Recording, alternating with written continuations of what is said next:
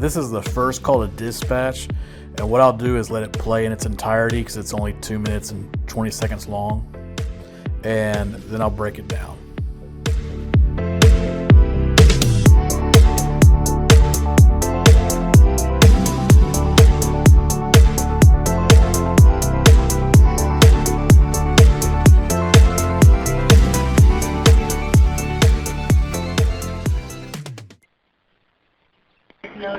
Sheriff's Office, Haley. Can I help you?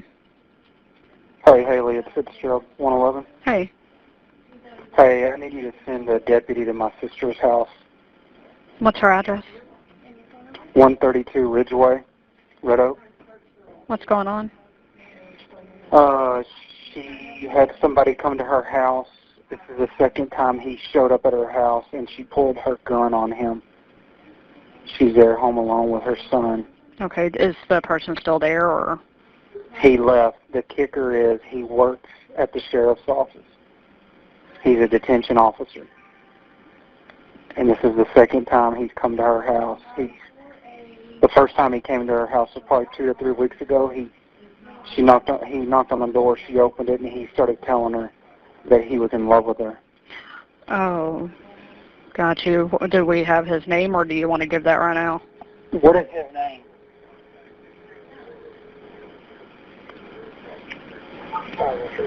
John Armstrong. He's a detention officer. Okay, what's your sister's name? Her name is Lauren Kersh. She, too, is a detention officer. She was.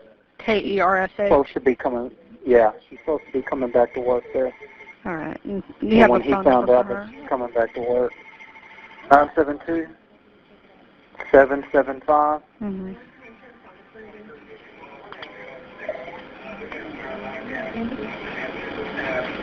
You still there, Fitzgerald? 0864. 0864, and you said he's already gone, correct? Has he looked?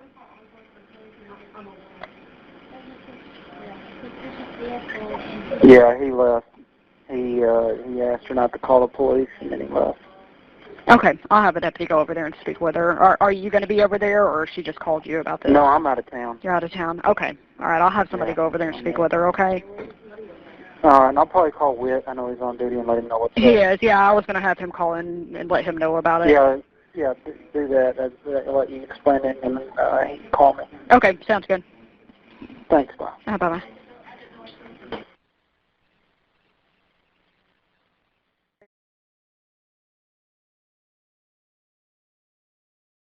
The purpose of this call is for Sergeant Joe Fitzgerald to try and cover up his sister's crime by charging Mr. Armstrong with the crime. So he does this at first by testing the waters in his call to dispatch and seeing if the dispatcher is going to go along with him. And he succeeds. She does go along with him. And it is disgusting to see how quickly most people in law enforcement will blindly go along with a dirty cop, even when they clearly know it's a dirty cop. As in this case, the dispatcher obviously knows that Sergeant Joe Fitzgerald is trying to cover up his sister's crime by conspiring to arrest the victim of her crime. Now, this is not obvious to a person who has no law enforcement experience, but I'll break it down and make it easy to understand. This is easy to break down because Sergeant Joe Fitzgerald confesses that his sister has pulled a gun on Mr. Armstrong and cannot come up with a lawful reason for why she pulled a gun. So in this first call, what is happening is that Sergeant Joe Fitzgerald is calling dispatch in his official capacity as a police officer. You'll notice at the beginning he says, this is Fitzgerald 111. That's his Ellis County Sheriff's Office ID number. Hey, Haley, it's Fitzgerald 111. So what this means, and it's a big red flag right off the bat, that something's not quite on the up and up, is that this is not a 911 call for emergency. This is a call from one Ellis County Sheriff's Office employee to another Ellis County Sheriff's Office employee. The significance of this is that no victim of any alleged crime has called 911. The first thing Sergeant Fitzgerald does is to have the dispatcher send a deputy to his sister's house to take a report from her, but he gives her no reason. He doesn't allege any crime has been committed. He doesn't want to volunteer any information because his sister's the one who committed the crime. Hey, I need you to send a deputy to my sister's house. When the dispatcher asks him why a deputy should be sent to his sister's house, he immediately confesses that somebody has gone to his sister's house to visit, and she pulled a gun on him. She had somebody come to her house. This is the second time he showed up at her house, and she pulled her gun on him. Before we delve deeper into this, we need to cover when a person in the state of Texas can pull a gun on another person and how serious it is to pull a gun on another person. The first thing to know and understand is that you cannot pull a gun on another person unless you are legally justified in shooting them. So if someone pushes you, you cannot pull your gun on them. You'll be the one who gets in trouble if you do. So in the state of Texas, you may pull a gun on a person legally if they are in the commission of a violent crime against you, using some sort of a weapon, a hammer, a knife, a gun.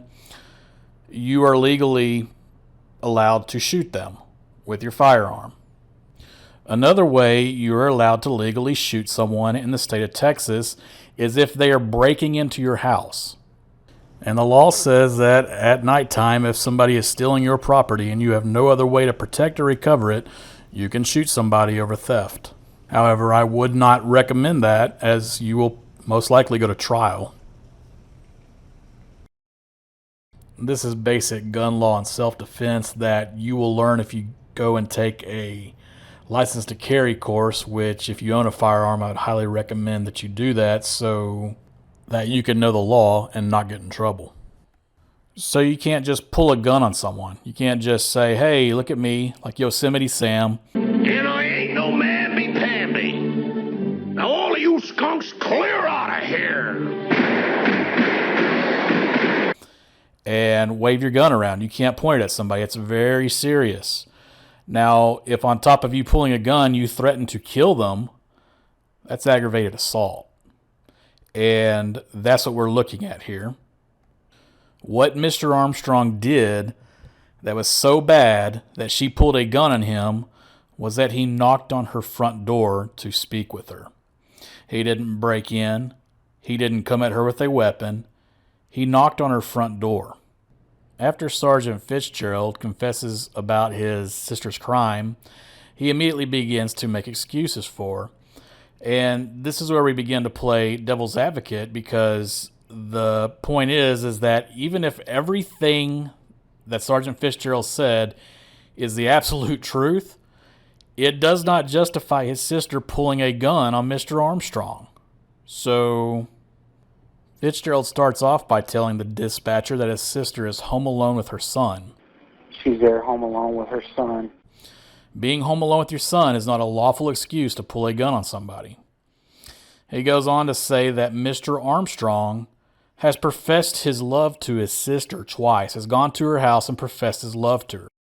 He knocked on the door, she opened it, and he started telling her that he was in love with her. As strange as that sounds, if it were true, and it's not, it's completely out of context, but even if it were true, that's not a lawful reason to pull a gun on someone. Fitzgerald claims that he has gone to his sister's house twice, And this is the second time he's come to her house. Which is not a crime. He does not say that Mr. Armstrong was unwelcomed, because Mr. Armstrong was not unwelcomed. He was welcomed only 6 days prior, and his sister hugged him before he left. So going to a person's house more than one time is not a lawful reason to pull a gun on them. And finally, Fitzgerald claims that Mr. Armstrong asked his sister not to call the police.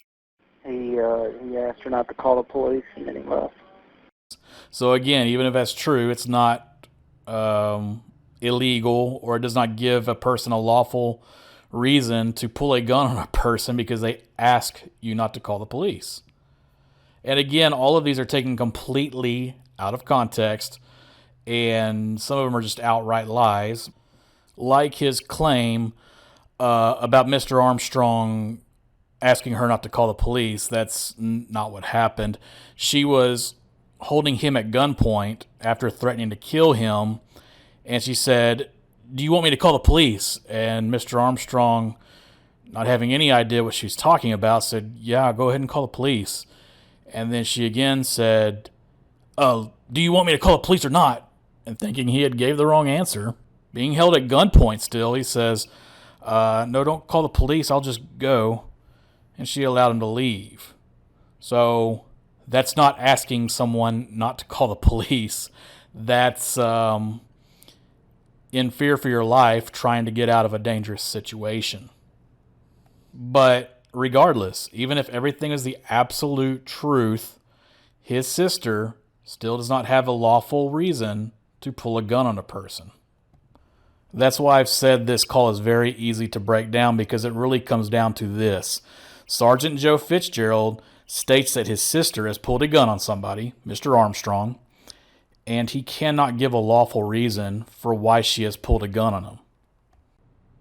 Not only are none of these things a lawful reason to pull a gun on someone, none of these things amount to a crime either. So they have nothing against Mr. Armstrong. They haven't made any actual claims against him, and yet still they're going to send a deputy to his sister's house to take a report against Mr. Armstrong. Dispatcher Haley Watkins, had she been unbiased, had she been a good dispatcher, she would have questioned Fitzgerald when he said that his sister pulled a gun on someone. She would have said, "Oh, why did your sister pull a gun on someone?" And he would have started in with his nonsense about his sister being home alone and Mr. Armstrong professing his love to her and blah, blah, blah. And she would have said, "Oh, okay, well, why did she pull a gun on him?" But she never said that because she's part of the good old boy system. Sergeant Fitzgerald tells Dispatcher Watkins that the kicker, that is the unexpected circumstances, is that Mr. Armstrong works for the Ellis County Sheriff's Office. Kicker is he works at the sheriff's office. He's a detention officer. This is code for "you better help me or it'll make the sheriff look bad and you may lose your job." What Dispatcher Watkins was supposed to do is send a deputy to Mr. Armstrong's house and have a report taken from him because he's the victim, and it's obvious. What Sergeant Fitzgerald was supposed to do was to call dispatch and say, "Hey, my sister pulled a gun on someone. She's made a big mistake. Go ahead and send a deputy to Mr. Armstrong's house and take a report from him, and then send a deputy to my sister's house to arrest her." That's what was supposed to happen. So now both Dispatcher Haley Watkins and Sergeant Joe Fitzgerald are accomplices to Lauren Kersh and her aggravated assault. Not only that, they are committing conspiracy to obstruct justice. That is, they are conspiring to charge Mr. Armstrong with a false crime, which is kidnapping, in order to cover up his sister's crime, which is a frame-up, but there is no actual criminal charge of a frame-up. So instead you have several criminal charges that make up a frame-up, those charges being conspiracy, kidnapping or false charges, false arrest, false imprisonment, and the purpose of doing these things is to obstruct justice. That's to cover it up, cover up the original crime. So in this case, they are going to conspire together to charge Mr. Armstrong with stalking. They are going to arrest Mr. Armstrong for stalking. Ultimately, they're going to hold him in jail for 15 months, which is the kidnapping portion. And they're doing this all to obstruct justice. That's to cover up Fitzgerald's sister's aggravated assault.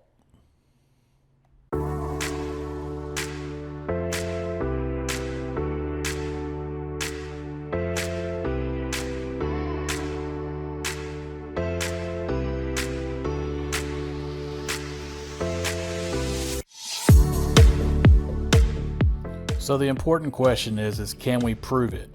Can we prove a conspiracy? Can we prove a frame-up? And yes, we absolutely can. We can prove a conspiracy even by this very first call to dispatch. The conspiracy is proven in that Sergeant Joe Fitzgerald called dispatch, reported his sister's crime, and instead of sending aid to her victim, he turns around and sends aid to his sister, the perpetrator.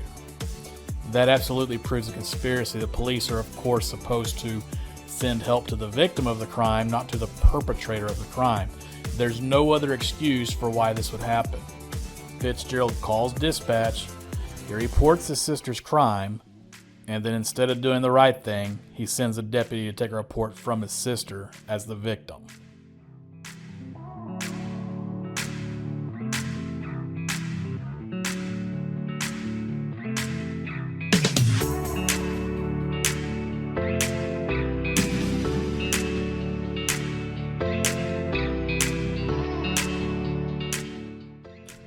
The breakdown of the second call will go quicker because we've already gotten the law out of the way. As before, I'll play the call in its entirety and then I'll break it down.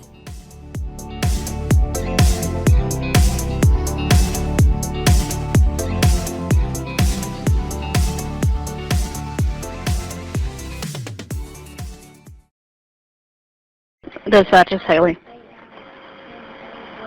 Hey, radio, it's Whit. Hey, it's radio. Fitzgerald just called. He wants me to send somebody over to 132 Ridgeway, which is his sister's residence. And I'm going to give all this to you before I send anybody, and you let me know if you want to go take care of it or if you want me to just send 2B. But said that John Armstrong came to her residence. He's a detention officer. I guess his sister's a ex-detention officer. This is the second time he's come over there trying to tell her he's in love with her. She's told him to leave her alone. And this time, I guess she pulled a gun on him and told him to leave because he kept harassing her. He's not there anymore, but he needs somebody to go take a report from her. But yeah, he left. Yeah. Okay. Yeah, he left and said don't call the police or anything, and just I wanted to let you know about it. And Fitzgerald said that you can call him, or if you would call him. Yeah. Does he want me to call him? We send 2B over there, but do I still need to call Joey? Yeah, go ahead and call, Fitzgerald, and I'll send 2B, but he wants to talk to the sergeant, and that would be you, sir. It's 132 Ridgeway, right? Yeah, out there off of La Cresta. Yeah, Mike's sitting here right beside me right now. Okay, so he's headed that way? Don't put it on the radio. No, I wasn't going to. He's headed over there right now, and I'll call Joe. Okay, thank you, sir. All right, thank Bye. you. This phone call takes place 1 minute and 25 seconds after the first call, which means there was no time for any other communications between calls. This phone call shows dispatcher Haley Watkins lying as she recruits Patrol Sergeant Jerry Witt as an accomplice to their conspiracy. The first thing we notice in the second phone call is that the dispatcher is extremely nervous. Her voice is shaking throughout the entire call. This is because she knows what she's doing is illegal. She needs some reason to send a deputy to his sister's house, and she doesn't have one. Sergeant Fitzgerald did not accuse Mr. Armstrong of anything illegal. He just slandered his name with his lies.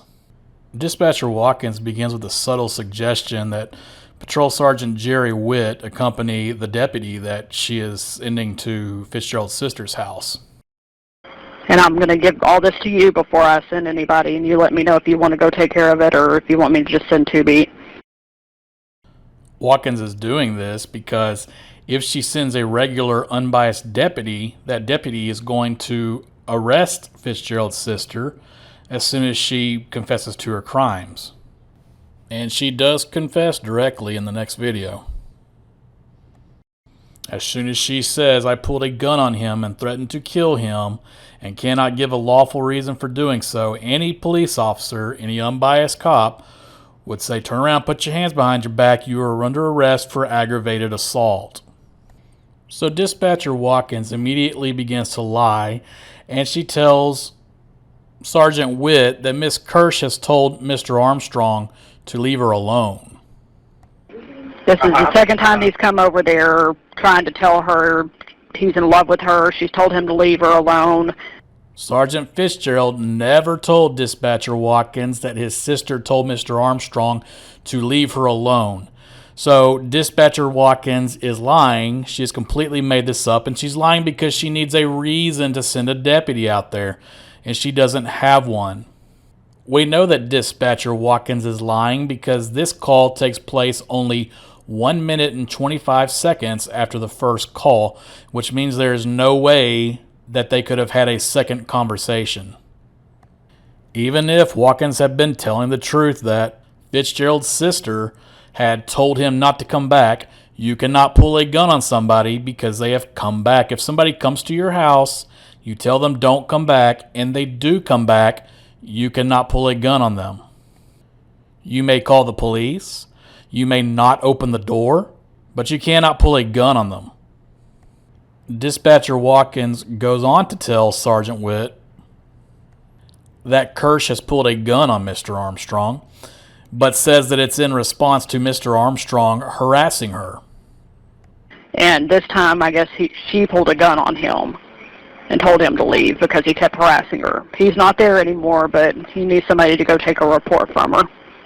So again, Sergeant Fitzgerald never said the word harassment, nor did he say that Mr. Armstrong did anything that would amount to harassment. So again, Dispatcher Watkins is lying. You cannot accuse a person of harassment if you cannot accuse them of any harassing behavior, which they have not accused Mr. Armstrong of any kind of harassing behavior. All of the things that Sergeant Fitzgerald has said so far about Mr. Armstrong are not harassment or any crime. I'm not going to go into great detail about the offense of harassment because there's a lot to it, but for the most part, it has to do with repeated threats or repeated obscene proposals or comments pertaining to an ultimate sex act. It also has a lot to do with repeated unwanted communications through electronic means, text, phone calls. Like if somebody calls your phone and you answer and they breathe heavily on the other line, and they do that a whole lot, that could be harassment. But the main thing is that they must be able to prove criminal intent. So it's obvious that Mr. Armstrong didn't do anything like that because he's not being accused of that. If Mr. Armstrong had committed any crime, that would have been the first thing out of Sergeant Fitzgerald's mouth. He would have told what Mr. Armstrong did. Instead, the first thing he tells about is what his sister did. And now to play devil's advocate again, if Mr. Armstrong had harassed Fitzgerald's sister in some way, that's still not a lawful reason to pull a gun on someone. If he had repeatedly communicated threats to her, you can't pull a gun on someone for that. You can go to the police, but you can't pull a gun on someone. Next, Dispatcher Watkins tells Sergeant Witt that Sergeant Fitzgerald really wants him to call him. Fitzgerald said that you can call him, or if you would call him. Yeah. Does he want me to call him? We send two beat over there, but do I still need to call Joey? Yeah, go ahead and call, Fitzgerald, and I'll send two beat, but he wants to talk to the sergeant, and that would be you, sir. Again, they cannot send an unbiased deputy. They can't send somebody who doesn't know what's going on because they're committing a crime. If a regular deputy goes out there, Kersh will be arrested, so they can't have that. And finally, Sergeant Fitzgerald's newest accomplice and family friend, Sergeant Jerry Witt, tells Dispatcher Watkins to keep this off of the radio. Yeah, don't put it on the radio. No, I wasn't going to. He's heading over there right now, and I'll call Joe. Okay, thank you, sir. As in, we'll keep this our little secret.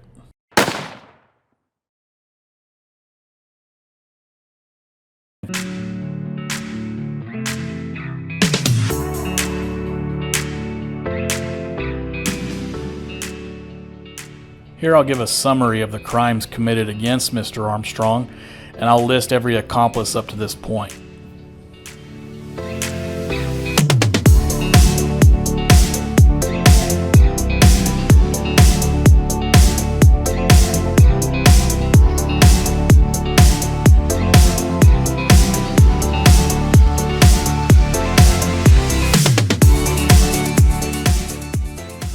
I'll be using law from the state of Texas because that's the state in which these crimes occurred. I'll also be using federal law because this applies there as well. The laws that I'm listing are the core laws pertaining to a frame-up. There are other laws that have been broken, but the laws that I'm listing are most important. First up is aggravated assault. That's the original crime committed by Lauren Kersh. An assault does not have to be physical. It can be a threat as well, as it is in this case. The threat must be an imminent threat. And to be considered aggravated, it must be committed with a weapon.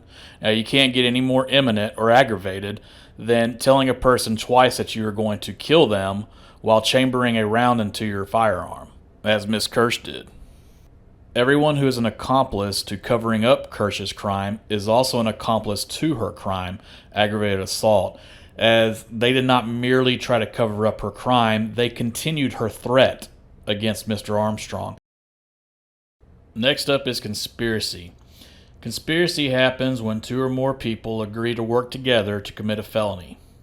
In this case, not only have all of Miss Kersh's accomplices agreed to cover up her crime, they have also agreed to continue her threats against Mr. Armstrong by threatening to arrest him and even arresting him and holding him in jail for 15 months. The conspiracy was initially formed when Lauren Kersh called her brother instead of calling 911.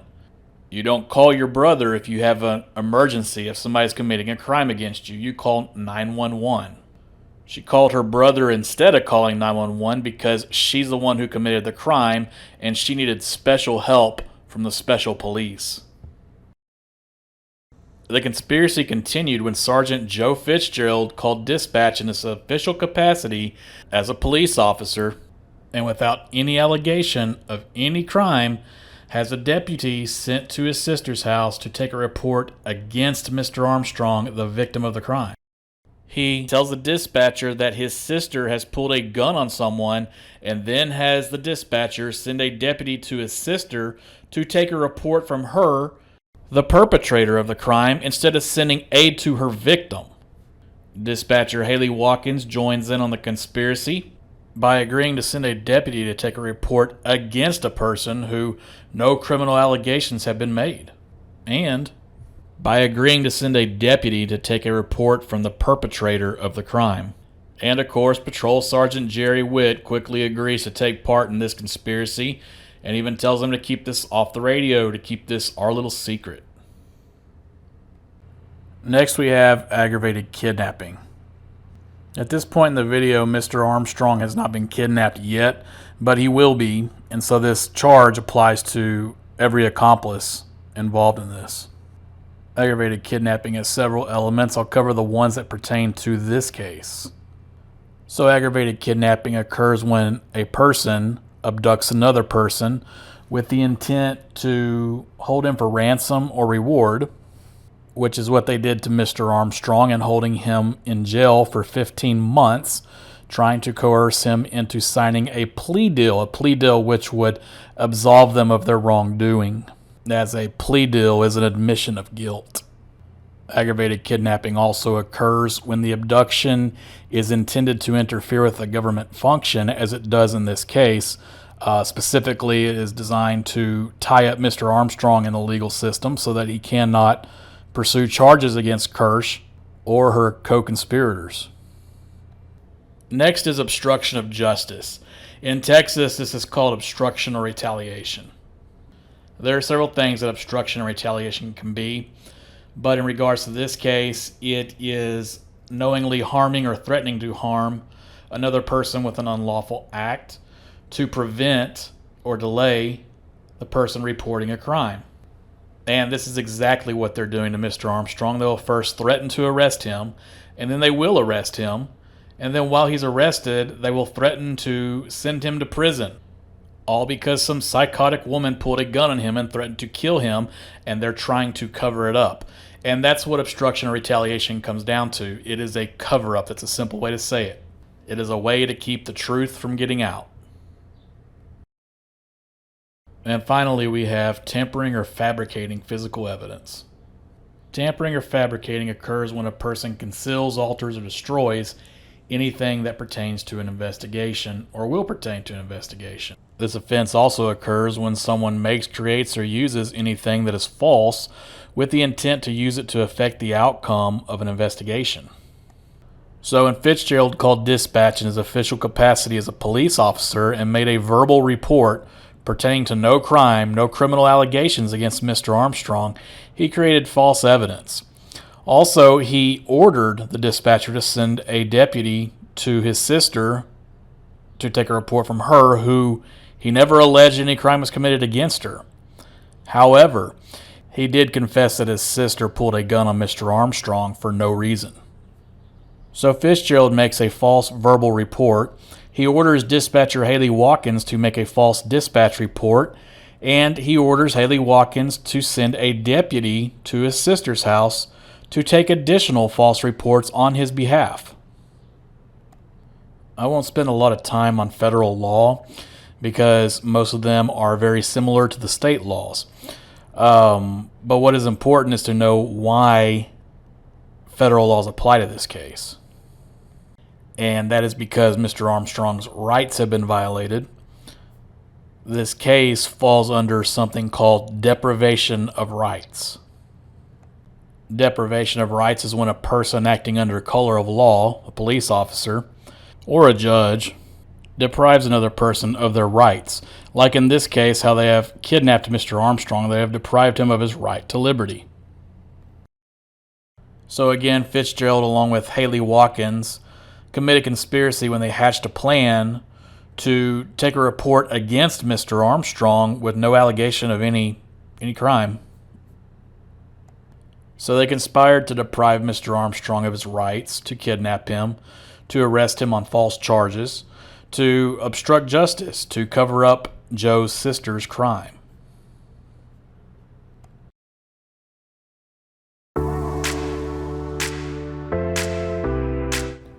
Accomplices. Here I'll list all the accomplices we have so far. First we have Lauren Kersh, who pulled a gun on Mr. Armstrong and threatened to kill him. Next we have the brother of Lauren Kersh, Sergeant Joe Fitzgerald, who used his power and authority as a police officer to have Mr. Armstrong arrested for no crime. And then we have dispatcher Haley Watkins, who blindly agreed to send a deputy to take a report against Mr. Armstrong, even though no criminal allegation was made against him, and never questioned Joe Fitzgerald when he confessed that his sister had pulled a gun on somebody without a reason. And finally, we have Patrol Sergeant Jerry Witt, who agreed to go and take a report from Miss Kersh, even though the dispatcher told him that Kersh had pulled a gun on somebody without any lawful reason. He knew what he was doing was wrong, as he told dispatcher Watkins to keep this off the radio.